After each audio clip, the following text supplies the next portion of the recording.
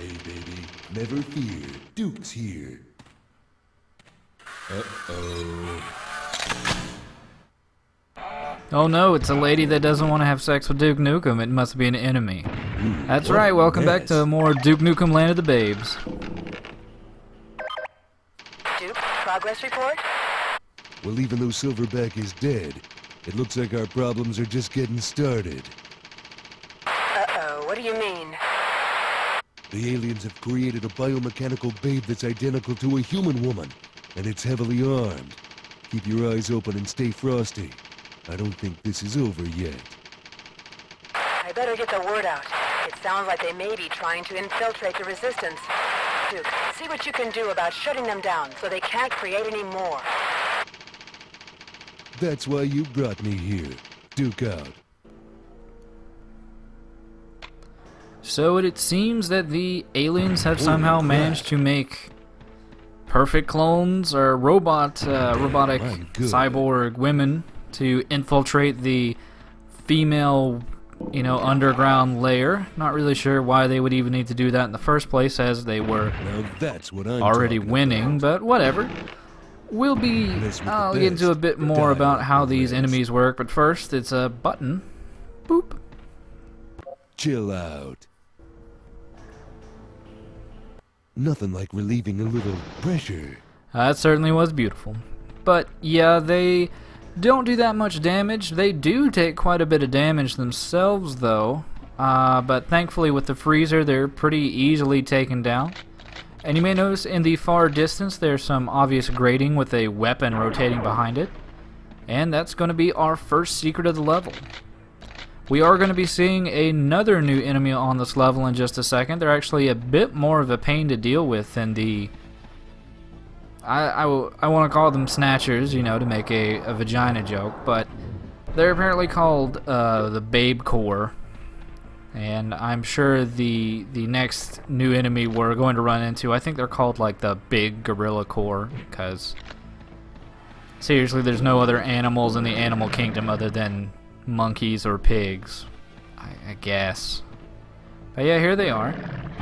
They actually do quite a bit of damage with each. I think their shots do about 9 damage. They fire them pretty accurately. And in comparison, the Babe robots only do about 2 damage per hit. They just take longer to kill, if you don't use Freezer to instantly kill them. But through this now empty pipe, we're just going to shimmy up this ladder because, Duke, as we all know, is very gymnastic. And it seems pretty quiet in this particular room. There's actually not too much to this, Babe Factory. For some reason, the name of the level is called Hunter Killer Factory, but the actual enemies are just called Babe Core. So I don't know if they meant to call them one thing and then went with another, or the actual model of the robot is actually supposed to be called Hunter Killer. Either way, it's obviously very easy to take everything down with, the freezer. Also, we have the next secret up here through this rather suspicious looking cracked wall. I will say these secrets in this particular level don't really pay off that well, in that honestly night vision goggles are just kind of whatever in this game. You don't ever really need them. They will become rather nice later on the level, but they're definitely not necessary by any measure. And if you want to, you can either just directly climb up that ladder over to the side, or if you somehow got damaged and didn't manage to heal yourself by killing the gorillas, you can, pick up that Duke biography. And from up here, we just need to jump over to this ladder, and there's actually going to be a rather random enemy encounter that triggers below us. It's actually not threatening in any measure, and I think there's 2 more gorillas down there, and we'll never see them again, so that was an ambush, I suppose.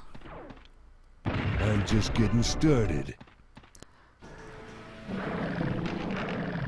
But yeah, just a few more gorillas to take care of. This is This is a pretty easy level, especially in comparison to the last couple of ones we had to deal with. I think there are a few tricky parts. There's one in particular that's coming up that can be fairly dangerous, but you know, just some weapons in particular are a lot more useful than others, and really the freezer is one of them.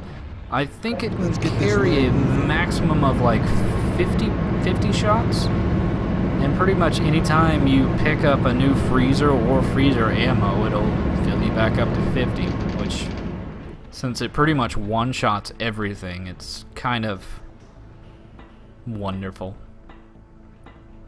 I guess the shrinker can pretty much work the same way, but its bullet fires a lot more slow.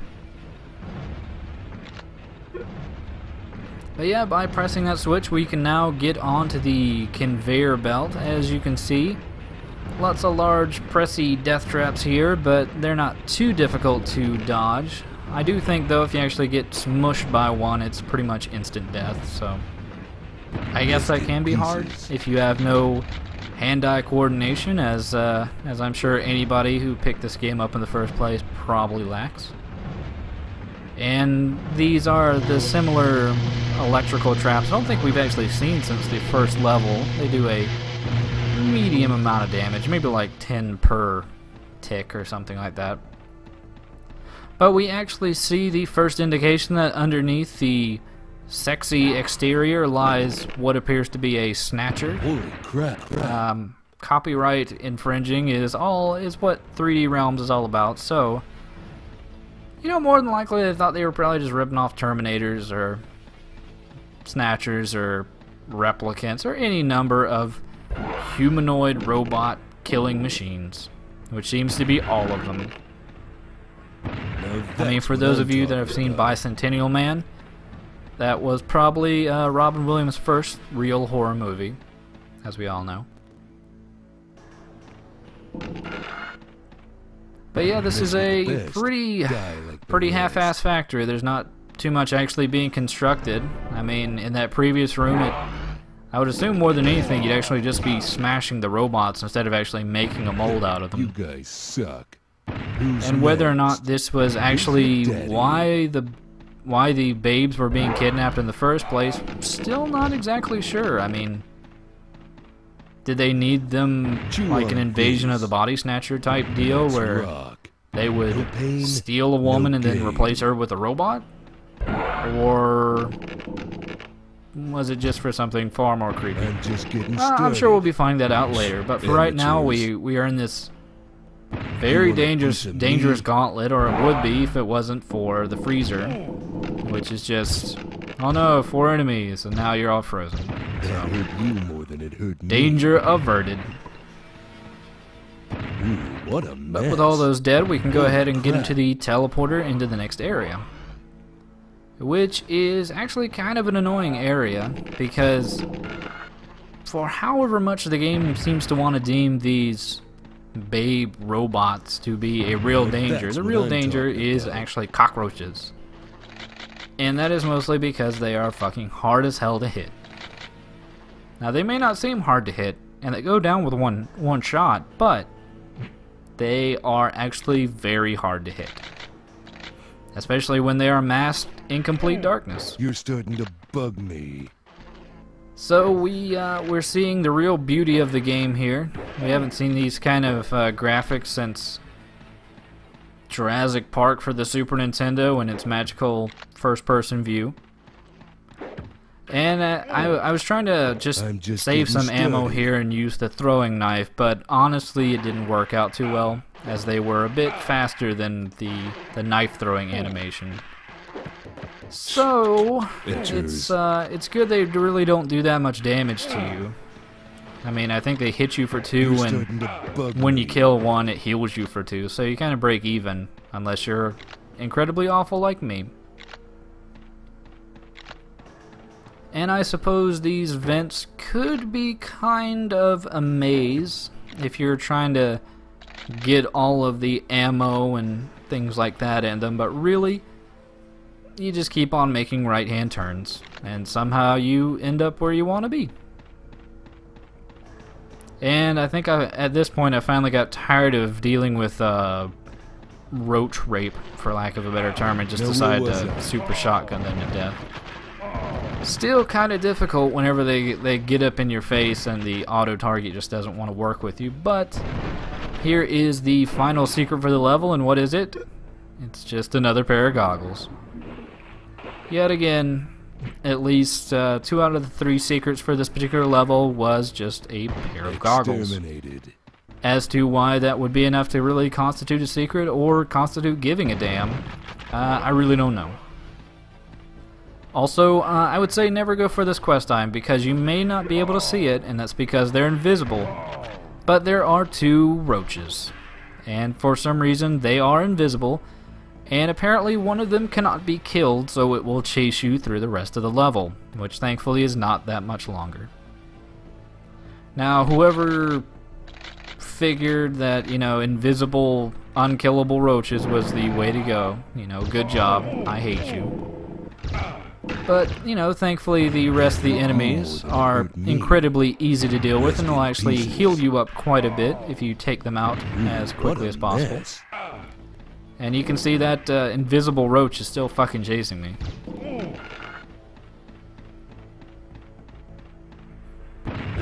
And we actually do not want to go up this ladder because it's actually just another way to get down into this area through the vents, and, you know, I think the guide I was reading said there were like 14 of those roaches up in the vents. So honestly, like, you really don't want to stay up in the vents for too long. It's an annoying, dark, shitty place. Where that thing leads by standing here playing but with that myself. teleporter in front of us is the way out of the level. So we'll see you next time for more Duke Nukem Land of the Babes. Die like the rest.